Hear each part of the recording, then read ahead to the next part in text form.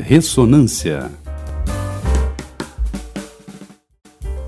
Olá, ouvinte que acompanha a Rádio TV Unicamp no site e nas plataformas de streaming. Eu sou Trícia Tomé e esse é o Ressonância, o podcast do Hospital de Clínicas da Unicamp. Nessa edição, vamos conversar sobre a saúde na primeira infância e os acidentes domésticos que mais são comuns entre as crianças. O nosso entrevistado de hoje é o Dr. Fernando Belluomini, chefe da Unidade de Emergência Pediátrica do Hospital de Clínicas da Unicamp. Olá, Dr. Fernando, obrigada pela presença e seja muito bem-vindo ao podcast do HC da Unicamp. Olá, Trícia, eu que agradeço a oportunidade de conversar aqui com vocês. Doutor, para começar nosso podcast, gostaria de saber quais são os acidentes domésticos mais comuns atendidos ali na pediatria da UER. Se a gente pudesse fazer um ranking, assim, qual que seria o primeiro lugar de acidente doméstico? Em linhas gerais, o principal tipo de acidente com crianças são os traumatismos, né? As lesões de impacto em alguma parte do corpo. E o mecanismo principal por qual esse acidente acontece são as quedas. E aí dentro das quedas a gente vai ver que segmento do corpo que foi acometido.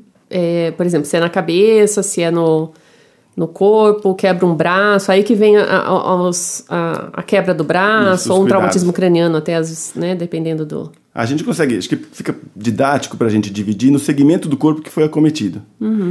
O segmento mais acometido é o crânio. Aí quanto mais nova a criança, maior a frequência do impacto ser na cabeça. E por que isso acontece? Se a gente olhar proporcionalmente uma criança em relação ao adulto, a cabeça dela é maior do que o resto do corpo. Então o centro de gravidade dela fica desviado. Então, em geral, ela quando cai, e ela também não tem aquele instinto de se proteger com a mão. Então ela cai e bate a cabeça. Então mais de 50% dos traumas de quedas nas crianças vão bater a cabeça. Depois, no segundo bloco, ficam os membros, braços e pernas, principalmente braços, e por último o segmento do tronco e abdômen.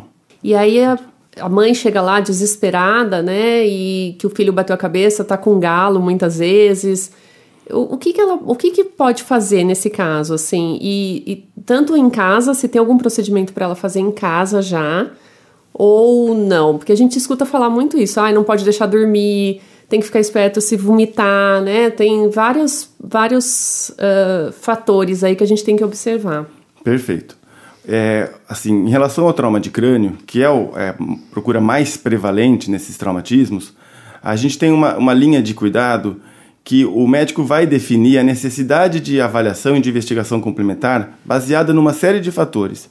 E esses fatores incluem circunstâncias do próprio trauma, então de que altura que ele caiu, qual era a superfície que ele entrou em contato quando ele caiu, que tipo de sintoma ele teve na hora que ele caiu. Então tudo isso o médico leva em conta para decidir o que ele precisa fazer em relação àquele caso. Tá? Em linhas gerais, o que a gente coloca como marcadores de risco? Tá? A gente faz uma divisão por idade. Então, se você pegar uma criança que tem menos de 2 anos, então quedas que tiverem mais de 90 centímetros, a criança que tem alguma deformidade na cabeça que você percebeu de onde ela bateu, a criança que está tendo algum sintoma frequente, importante, e especialmente o vômito é muito frequente, a dor de cabeça que não melhora, e um dado que é subjetivo, mas é relevante, que ela está diferente para os pais. Então a mãe fala, meu filho não é assim. Tá? Então esses são sinais, são marcadores de gravidade, onde o médico vai ter que se preocupar na hora de decidir o que fazer com esse caso. Na criança que é mais velha, muda um pouquinho alguma coisa, até porque a gente consegue interagir melhor com ela e obter mais dados. Então a altura passa a ser de 1,5 m, os sinais têm que ser mais objetivos de deformidades no crânio, impressões diretas da própria criança. Mas na linha geral de tudo isso, o que a gente faz? Se a criança tem algum desses marcadores de gravidade, o médico não devolve direto para casa. Tá? E ele pode tomar 2 medidas. Ou ele faz algum exame para avaliar melhor o caso, ou ele fica com a criança lá observando na unidade dele. Em observação. E um dado importante que a gente tenta aproveitar para desmistificar aqui é em relação ao raio-x. Né? A família, quando leva para o pronto-socorro, vem na ânsia de vamos fazer pelo menos um raio-x. Que é sair com raio-x na mão.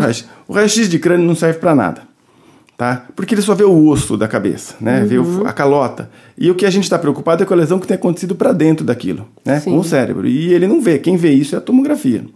Só que a tomografia não é um exame inócuo.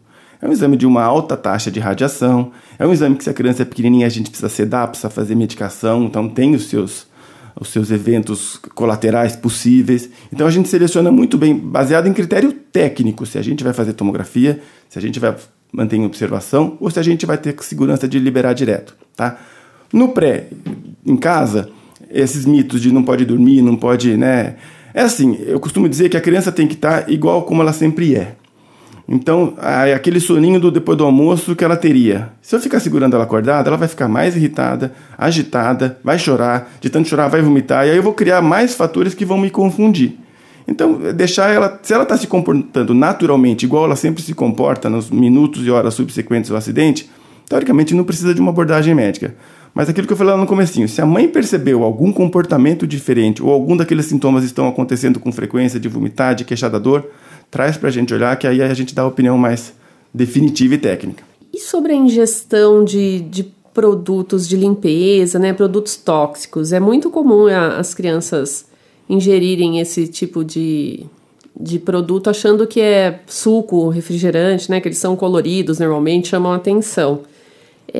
Quais são os cuidados que os pais devem ter em casa para evitar isso? E se acontecer, qual que é o procedimento? O que eles devem fazer? Tá. Esse é um ponto super importante, super frequente de atendimento. E aí a gente tem 2 grupos diferentes aí para avaliar, né? Primeiro vamos pensar nos produtos comercializados de forma regular e de supermercado. Essa linha de produtos já tem alguns atrativos, até pelo ponto de vista comercial, né, que são coloridos, eles têm formatos, às vezes que aparece um bichinho, tem que parece um patinho, que parece... tem um que tem um super-herói no adesivo, no rótulo. Então eles são atrativos por si. Mas eles são produtos que, teoricamente, já têm uma linha de cuidado definitiva por terem sido aprovados para consumo. Uhum. Né? Então, o que dá preferência para quê? Na seleção desse tipo de produto? Produto que tem uma tampa com algum lacre de segurança, com algum dispositivo, né, que dificulte a abertura de uma criança pequena. Né? Produtos que tenham capacidade de ser armazenados longe das crianças. E aí, nesse sentido, nunca usar o armário de baixo. Produto de limpeza sempre no armário de cima, sempre no armário alto. Que tenha um dispositivo, se não tiver uma chave, uma trinquinha, que seja um puxador, que não seja tão simples de acessar, que tenha algum dispositivo. Existem aquelas dobradiças que você precisa dar apertadinha primeiro para depois a porta abrir. Então, algum mecanismo de segurança para a criança não acessar. Essa é a linha de produtos comerciais. O nosso maior vilão está na linha de produtos não comerciais, nos produtos artesanais. Aí nós temos um problema grande. Por 2 motivos. Primeiro, porque eles são feitos, não tem a composição padrão. Quando a gente pega um produto comercial, a gente olha ali atrás, a gente sabe qual é a substância potencialmente tóxica e sabe como agir diante dela. Quando a gente pega um produto artesanal, a gente não tem ideia de que foi colocado ali. E, em geral, se colocam produtos mais tóxicos, especialmente a soda cáustica.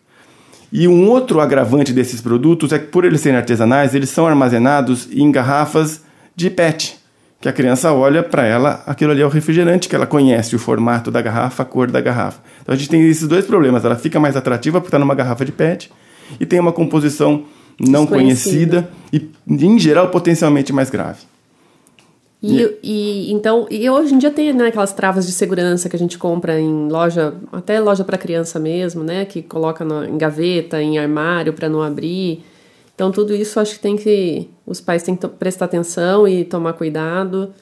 E principalmente na hora da limpeza, né, às vezes a mãe distrai ou o profissional que trabalha na casa se distrai, deixa no chão só para fazer alguma coisa e quando vai ver a criança engatinhou ou foi até lá e bebeu, né? Sim. Acho que o cuidado, a prevenção é essencial. Sem dúvida. Em geral, a coisa acontece numa circunstância acidental, né? E é aquela mãe que, coitada, está tendo que fazer muitas coisas ao mesmo tempo, ela está com alguma coisa no fogo, já está aproveitando para limpar, ele está com o filho pendurado no outro braço. Então, esse ambiente mal controlado gera o problema, né? O risco. Então, nessa linha do que você falou, prevenir, então evitar o acesso fácil, cuidado com, a gente sempre fala, isso até vale também lá para as quedas, móveis que tenham gavetas que a criança é capaz de escalar pela gaveta, então ela puxa, a gaveta ela se torna um degrau, então não adianta estar no alto se tem um móvel embaixo que a criança consegue acessar, né? E uma coisa que você falou lá no comecinho também, e a mãe, o que ela vai fazer se acontecer isso? Isso é um dado importante também. Ela não sabe qual é o produto, ela não sabe qual é a composição. Ela vai dar leite. Ela vai dar leite, eventualmente, né? A avó vai falar para dar leite. Então, o que a gente recomenda? É mais fácil falar o que não fazer, tá? Então, primeiro, que são hábitos, assim, culturais. Essa coisa do dar leite. A gente não dá nada, nem leite, porque a gente não sabe qual é a composição do produto, né? Se o pH é ácido, se é básico, e algumas coisas podem gerar uma reação que demanda calor e esse calor vai queimar mais. Então, não faz vomitar, que é uma outra coisa que algumas pessoas... não, vamos tirar isso do estômago dele. Faz vomitar, enfia o dedo na garganta. Não faz vomitar porque vou fazer o produto passar de novo pelo esôfago, que é a parte mais frágil do trato digestivo. Então, limpa a boca se teve contato, porque esses muito cáusticos, como a soda cáustica, a hora que você vê na boca, de encostar, já incha. Então, tenta lavar com água corrente, deixa em jejum, leva para um serviço médico próximo. E, se precisar, a gente tem acesso à própria família ou o profissional que fizer o primeiro atendimento a uma rede de informações, né? Aqui na Unicamp tem o Ciatox, que fala disso, da parte toxicológica de produtos. Depois também, a gente vai comentar mais adiante, fala de peçonhentos. Então, entre em contato com o Ciatox aqui da Unicamp, porque ele vai dar as informações e as orientações para que a gente conduza da forma adequada. Tá, eu vou deixar aqui o telefone do Ciatox, depois a gente repete. O Ciatox funciona 24 horas por dia, né? É um serviço da Unicamp mesmo. É o 19-3521-7555. 19-3521-7555. Se alguém passar por isso, como o senhor falou, é um atendimento tanto para os pais, né, quanto para os profissionais de saúde. Vamos falar agora um pouquinho de queimadura, que também acho que é uma coisa bem usual, né, entre as crianças, assim, uma coisa que tem bastante ocorrência. Porque criança gosta mesmo de brincar com fogo, né? Então, quando, porventura, ficam sozinhas num ambiente, ou acendem fogo, ou vão brincar com um produto que é inflamável. De novo, né, o que deve ser feito para evitar esse tipo de acidente? E se acontecer, o que os pais devem fazer? O acidente por queimadura é um acidente grave. E, assim, a gente faz um pensamento direto de queimadura em relação ao fogo, mas lembrar que a criança pode se queimar de outras formas, né? Ela pode ter uma queimadura química por uma substância que seja tóxica em contato com o corpo e faça queimadura. E ela pode ter uma que é muito grave também, que é a queimadura elétrica, né? De contato com uma tomada aberta, alguma coisa, que a ferida às vezes é menor na parte externa, mas o estrago acaba sendo maior por onde essa corrente elétrica passou no corpo. Mas em relação à queimadura mais comum, as queimaduras de escaldamento, que a gente chama, que é contato com um líquido quente, você sabe que, em geral, a culpa não é da criança, né? Essa coisa de que mexer com fogo não faz xixi na cama e, em geral, não é ela que está manuseando.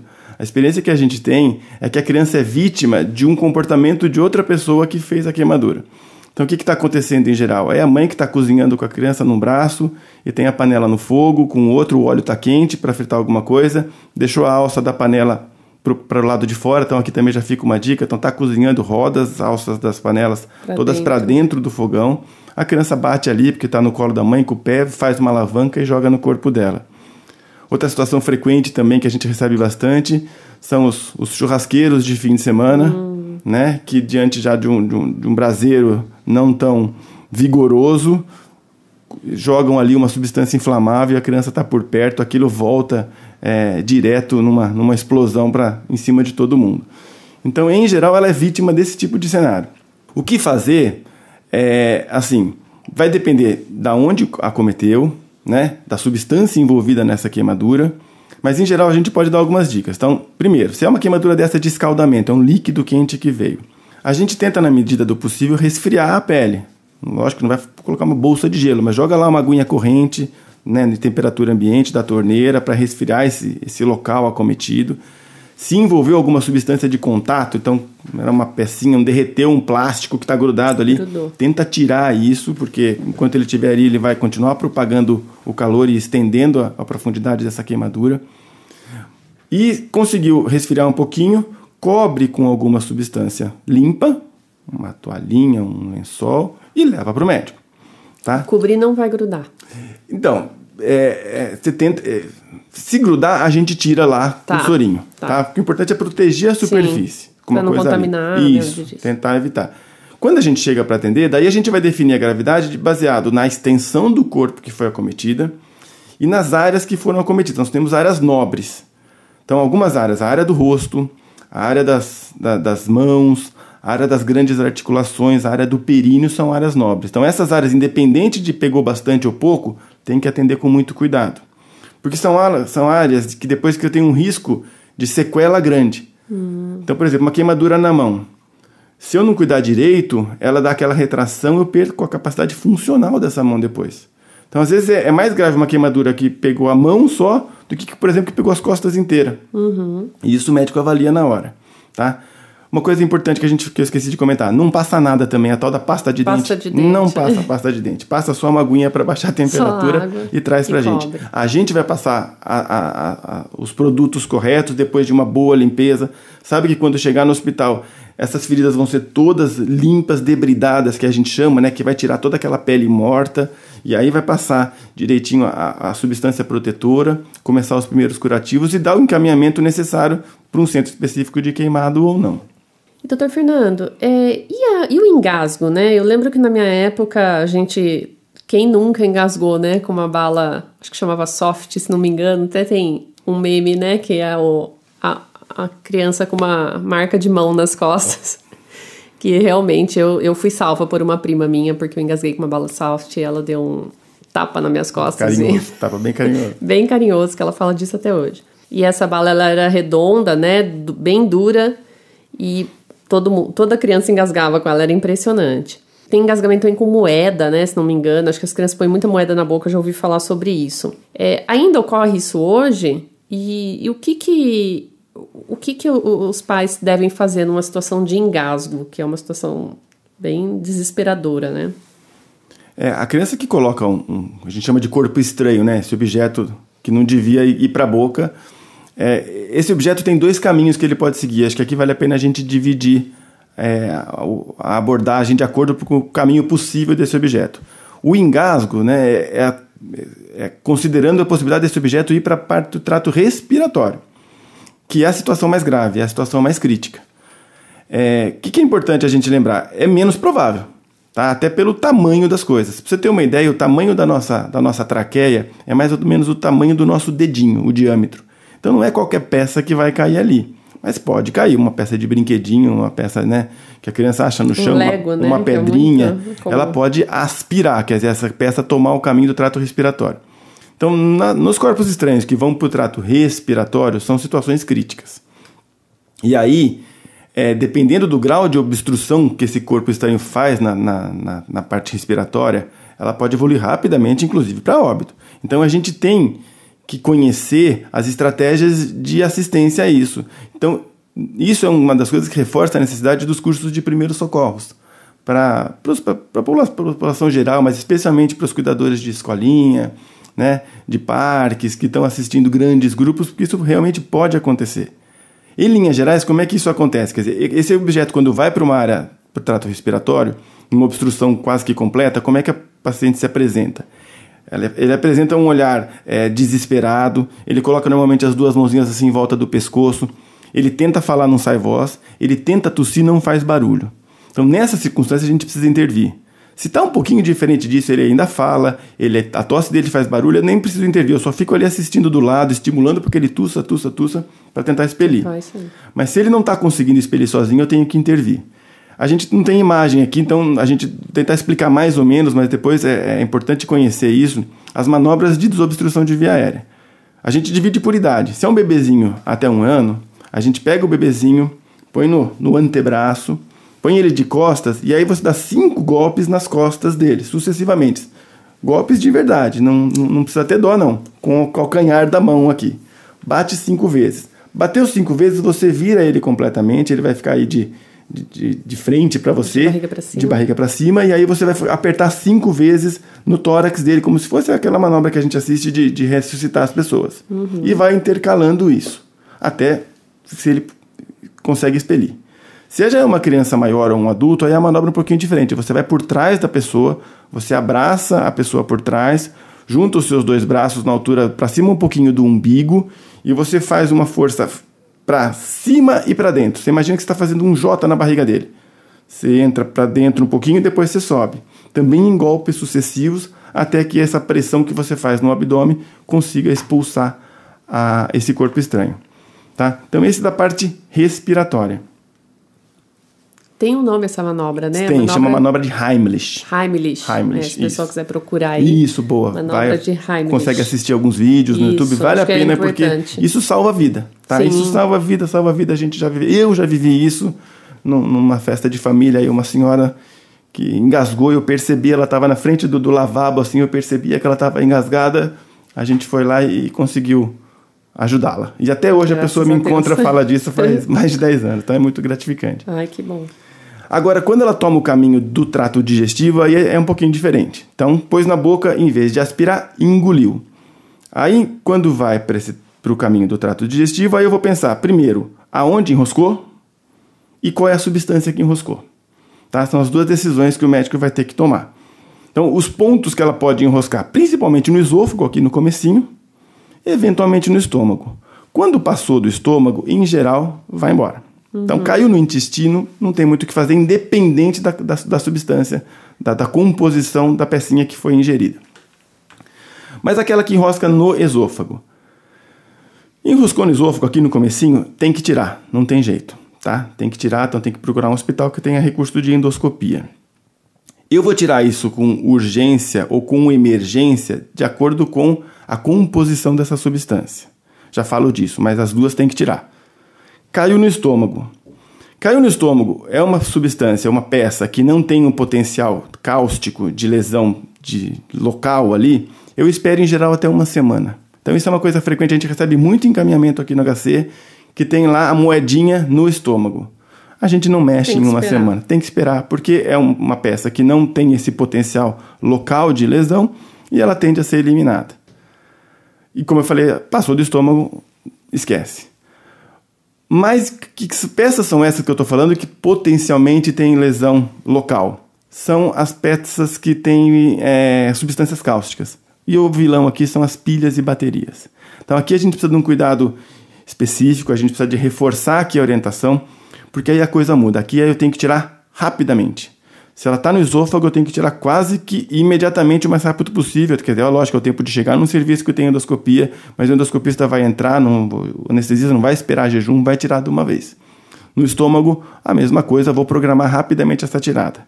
Por que disso? Porque a substância que tem dentro da pilha é cáustica, ela corrói. Então, se ela escapar um pouquinho desse líquido no esôfago, ela corrói o esôfago e vai cair numa cavidade do mediastino, só está o coração ali do lado. Então é gravíssimo.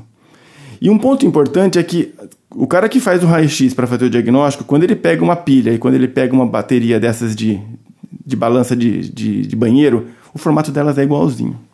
Né? São 2 bolinhas que ficam brancas no raio-x. Então aí o profissional de saúde tem que ter uma atenção grande de diferenciar essas 2 coisas. Porque se for a pilha, ele tem um certo prazo para dar o encaminhamento. Se for a bateria, ele tem que acelerar. Tá? Tem um sinalzinho radiológico que o médico deve saber, quer dizer, a pilha, por ela ter em cada face ela tem um diâmetro, então fica um duplo contornozinho. E se ele conseguir fazer um raio-x que está de lado, a gente vê aquele dentezinho da lateral da pilha, que a moeda é num formato homogêneo. Tá? Então essa atenção é importante, de que se for uma pilha, se for uma bateria, essa tem que correr para tirar com agilidade, seja no esôfago, seja no estômago. Mas para os pais, o que eles fazem? De novo, a gente já falou lá das substâncias cáusticas, não dá nada, né? Só mantém em jejum e leva logo para alguém ver. Aqui tem uma particularidade interessante, até bem, acho que culturalmente pouco difundida ainda. Se eu souber ou suspeitar que essa substância é uma pilha ou uma bateria, a gente recomenda dar mel para a criança. Mel? Mel. Nossa. Tá? Tem um estudo relativamente recente aí que mostrou que existe uma outra substância que é de uso hospitalar, que chama sucralfato, faz o mesmo efeito. Mas que o mel, ele protege, ele evita que essa pilha vaze aquele liquidinho cáustico. Tá? Mel puro. Mel puro. Então, a mãe não vai saber. Se ela sabe que é uma pilha, se ela não sabe se é uma pilha, se é uma moeda e o raio-x está lá redondinho, na dúvida pode dar uma colherada de mel que vai ajudar a minimizar o risco. Então é a única coisa que a gente recomenda para dar. O resto é jejum e correr para assistência médica. Eu até passei por isso quando meu filho era pequenininho, ele tinha 1 aninho, tinha acabado de fazer 1 ano. E eu tinha um chaveiro que era laser, então ele tinha algumas baterias. E ele tinha passado por uma cirurgia de hérnia de manhã, e ele tava brincando na sala e eu tava dormindo assim no sofá, meio cochilando, e ele chegou perto de mim, deu um sorriso e eu vi 3 baterias na boca dele. E o chaveiro tinha 5. Aí eu falei, bom, 3, vamos lá. Tirei as 3, achei mais uma no chão. Tava faltando uma. Passei a mão nele, corri pro hospital. Cheguei lá, já nem passei na triagem, nada. Já me levaram lá pra dentro, tudo. O médico falou, vamos fazer um raio-x. Aí fez o raio-x, não achou. Aí eu perguntei pro moço do raio-x, né? Falei, mas certeza que aparece? Daí o moço falou, aparece. Você trouxe uma? Eu falei, trouxe. Dei uma pra ele, ele pôs lá na máquina, tirou a foto, não tava aparecendo. Eu não sei se o raio-x dele tava desregular, sei lá o que foi, não apareceu. Aí eu falei, pelo amor de Deus, moço. Daí tirou de novo e realmente não apareceu. E até hoje não apareceu. E enfim, não fez nada, mas não apareceu. Ele, acho que ou tava faltando uma, ou perdeu. Nós nunca achamos essa bateria, mas é desesperador, né? E a hora que você chega na emergência e você... até assim, a enfermeira ficou meio desesperada, já vamos lá pra dentro, não sei o que lá, você fala, nossa senhora, então é uma coisa que você tem que tomar muito cuidado, porque você vê um chaveiro que estava teoricamente bem preso, na chave pendurado, e ele, com 1 aninho, ele conseguiu pegar, tirar e ainda abrir, né, e então tem que tomar cuidado mesmo. E tem muito produto hoje com esse tipo de pilha redondinha, né, vem muita... Mesmo no brinquedo deles, né? Tem muito. Que são, então... Não são aquelas tão grandes quanto a que parece a moeda, mas essa pequenininha tem um monte. Essa pequenininha, e realmente elas são empilhadas mesmo, né? Para fazer a energia. Doutor Fernando, sobre afogamento, né? Eu acho que é uma coisa deve ser comum, assim, principalmente em rio, lagoa, ou mesmo em piscina, né? Eu acho que muita gente passa por isso. Como que são, assim, a prevenção a gente sabe, tomar cuidado, ficar próximo, né? Mas, assim, em caso de afogamento, tem alguma coisa que a pessoa consiga fazer antes de chegar também no hospital? Como que é isso? O acidente de afogamento, na verdade, é o segundo acidente mais prevalente e é o mais dramático para a gente atender. Porque ele, numa evolução, assim, grave, a chance de recuperação é muito pequena, tá?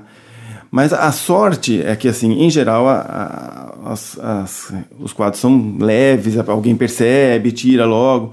Então, a palavra para cuidado em relação ao acidente por afogamento é prevenção, tá? E lembrar de uma coisinha, quer dizer, a gente fala em afogamento, pensa em lago, rio, piscina, mas não, tem afogamento em balde, bacia, privada, banheira.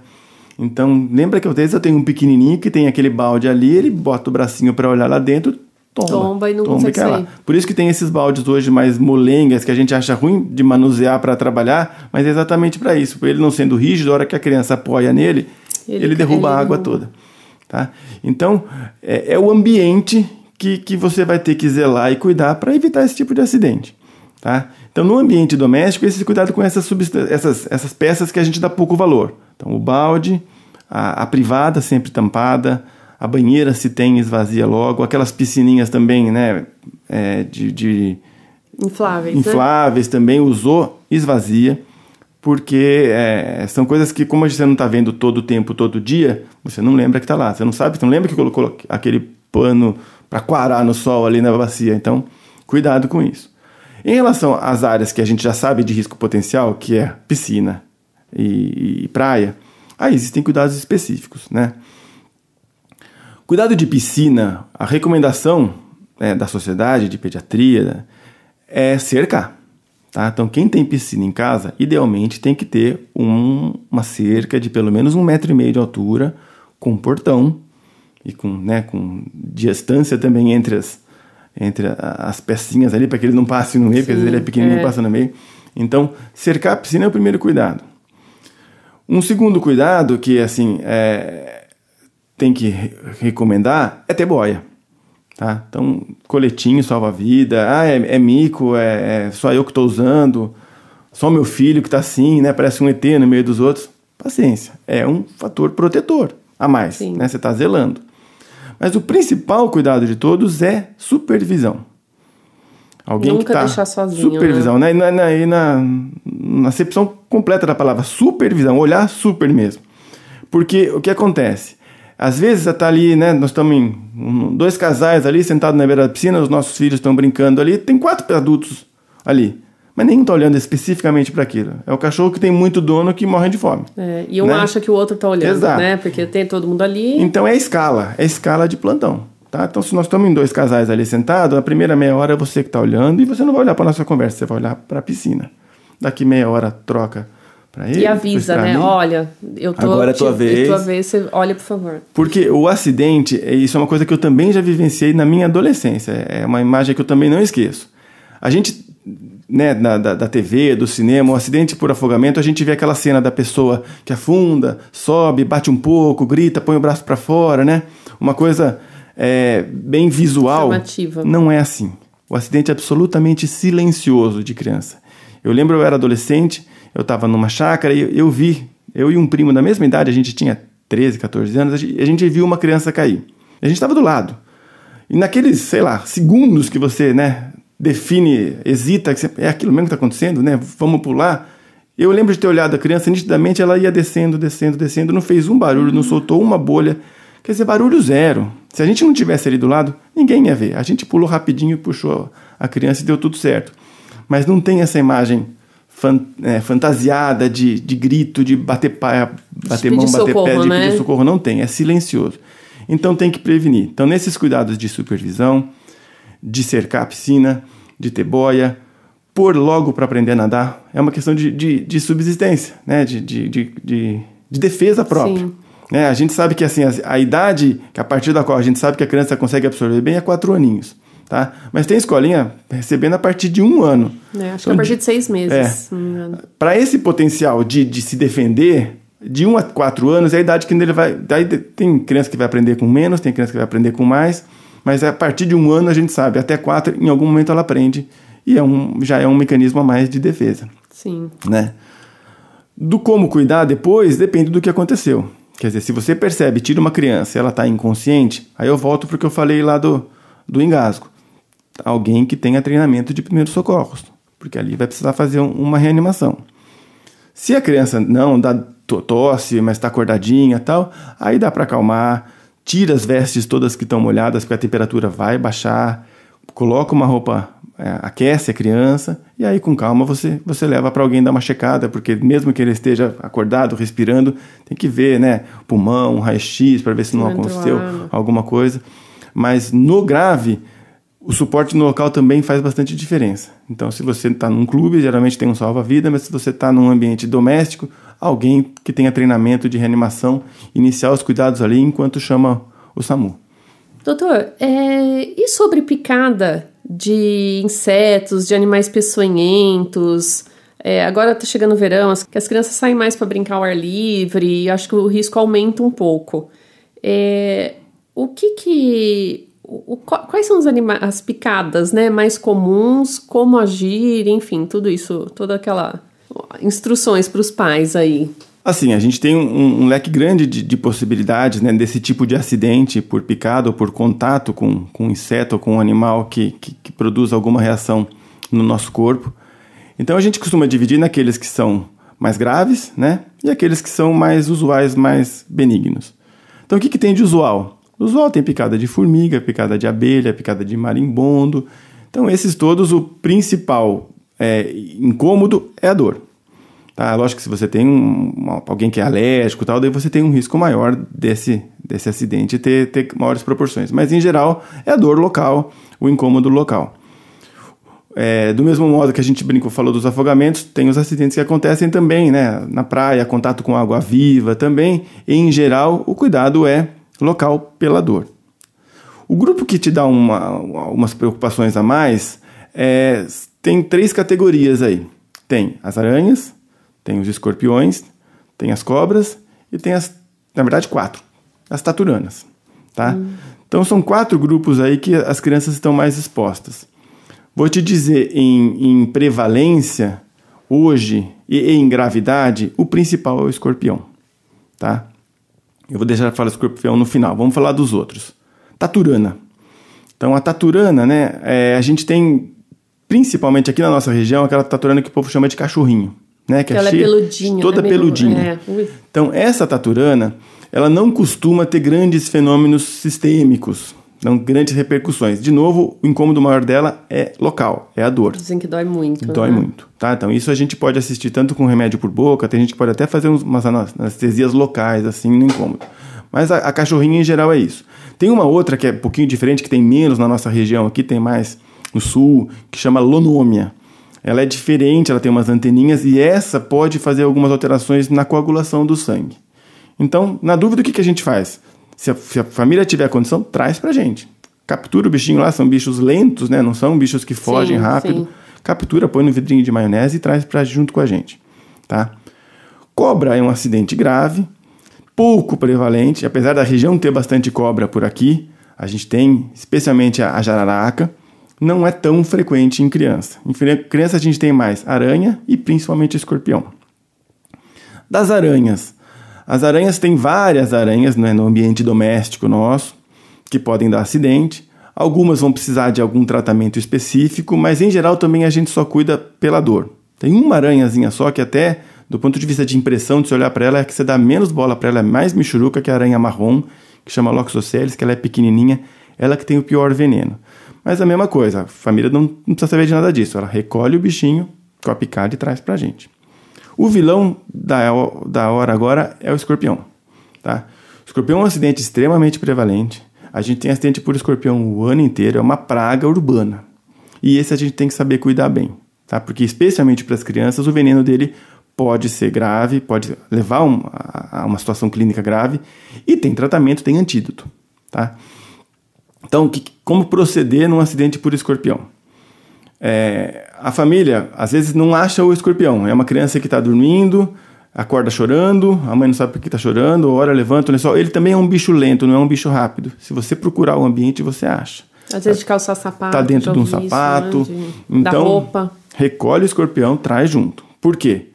A gente vai saber, de acordo com o tamanho dele, com a espécie dele, o amarelinho é um pouco mais grave do que o marronzinho. Tudo isso é um cuidado específico de quem conhece o animal. Mas para a família, teve acidente por escorpião? Procura o médico. Ah, mas está ótimo. Procura. Porque existe um delta T de tempo aí que podem se desenvolver os sintomas. Tá? Nas primeiras 6 horas do acidente, a criança pode ter sintoma. Então, leva... E não precisa trazer para a Unicamp, em especial. Porque tudo bem, a Unicamp tem experiência, tem a equipe, tem o Ciatox, tem o soro aqui. Mas o soro antiescorpiônico está distribuído na região estrategicamente para chegar rápido. Tá?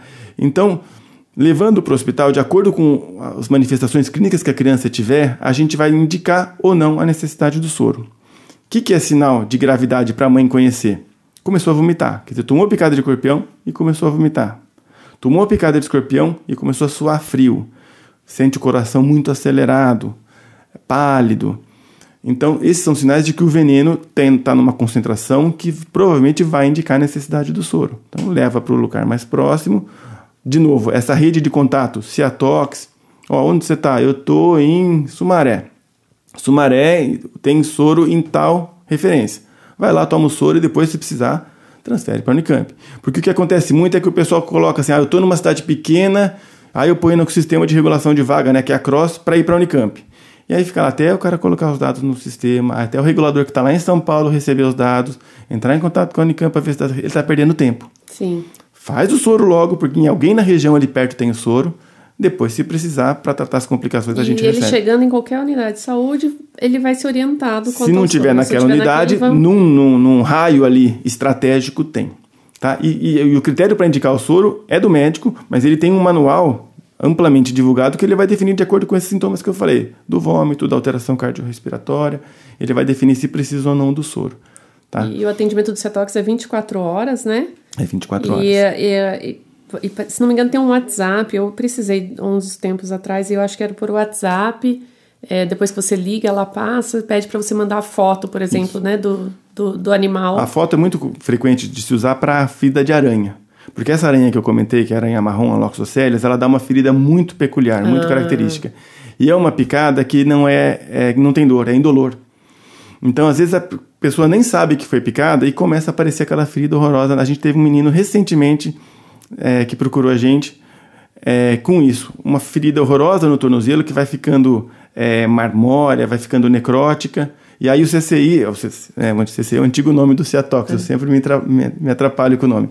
Eles vão monitorando a evolução da ferida com fotografia para definir se indicam ou não o soro específico daquela aranha. Então, todo esse suporte eles dão. Tá? Então, é uma área super eficiente de se acessar, tanto o profissional de saúde quanto o profissional leigo também podem, geral, podem né? usar. Vamos repetir mais uma vez, então, o telefone do Ciatox é o 19-3521-7555. 19-3521-7555. Doutor, finalizando o nosso podcast, eu queria que o senhor deixasse uma mensagem, principalmente, né, para os pais, sejam eles mais experientes ou os de primeira viagem, enfim, o que o senhor quer deixar aí de dica ou de... Eu acho assim, a gente falou de um monte de coisa ruim, né? Então a gente acho que eu vou ter que trancar meu filho em casa numa redoma e não deixar ele se expor a esses riscos todos que a gente comentou. Não é por aí, né? Acho que as crianças têm que viver, as crianças têm que explorar o ambiente e elas estão carentes disso, né? A gente está deixando muito no celular, no computador. Muito. E elas estão perdendo essa oportunidade. Então não expô-las a esses riscos. Conhecendo tudo isso que a gente comentou, você minimiza o risco, né? Então, vai brincar num ambiente controlado. Então, o parquinho, você vai perceber se o parquinho está bem montado, se a superfície é adequada. Vai numa piscina, num clube, vai ver se tem gente supervisionando, vai se doar ao fato de não ficar tomando cerveja ali no boteco e ficar olhando o seu filho. Então, tem que permitir essa exploração, esse desenvolvimento da criança no ambiente fora de casa, né? Outro dia eu falei para alguém, menos tela, que sejam mais talas, que ela se machuque, não tem problema. Sim. Mas que ela viva essas oportunidades. Mais, né? Sabendo controlar o ambiente para minimizar o risco e sabendo o que fazer se o eventual acidente acontecer, a gente vai estar garantindo um bom desenvolvimento e uma boa assistência no caso de alguma eventualidade, que se tiver tudo bem supervisionado, bem prevenido, vai ser improvável da gente ter fatalidades. Tá ótimo, doutor. Foi ótimo o nosso bate-papo. Espero que todos os pais aí e a sociedade de modo geral tenha aproveitado, que seja útil, que guarde esse podcast para ouvir sempre que necessário. E eu queria agradecer a sua presença, dizer muito obrigada e esperamos tê-lo novamente em uma nova oportunidade. Eu que agradeço, Trícia, é um prazer a gente falar desses assuntos e tentar esclarecer um pouquinho a população exatamente do como proceder, de como não proceder. Eu acho que tudo isso ajuda a desmistificar algumas coisas, né? Com certeza. Mas valeu, foi não ótimo. Deleite, não passe pasta de dente e dê o mel. O mel eu vou guardar agora. O mel é novidade. Esse foi o Ressonância, o podcast do Hospital de Clínicas, em parceria com a SEC, Rádio e TV Unicamp, para falarmos sobre saúde, bem-estar, qualidade de vida e outros assuntos da área médica que impactam a vida das pessoas. Trabalhos técnicos de Otávio Silva. Acompanhe os nossos canais de comunicação no portal unicamp.br, no site do HC em www.hc.unicamp.br e nas nossas redes sociais. Obrigada pela companhia e até o próximo programa.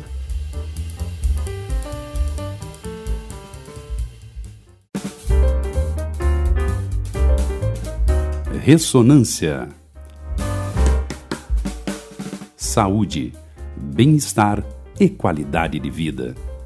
O podcast do Hospital de Clínicas em parceria com a Secretaria Executiva de Comunicação, Rádio e TV Unicamp.